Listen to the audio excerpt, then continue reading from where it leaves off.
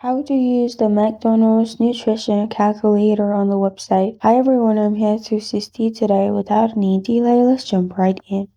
First, open McDonald's on your device.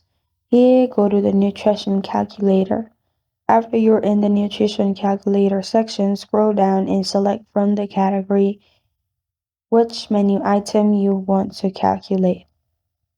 After you find different variations, simply click on the one you prefer. It will lead you to this page here. If you click on it, it will calculate all the nutrition, calories, protein, total carb, and total fat. And if you scroll down, you can simply add other items to calculate as well by clicking on Add More Items. And this is how to use the McDonald's nutrition calculator on the website. Thank you for joining me today. If this video helps you out, please leave a like and subscribe for more. Got a question or want to suggest a topic? Comment below. Thank you for watching.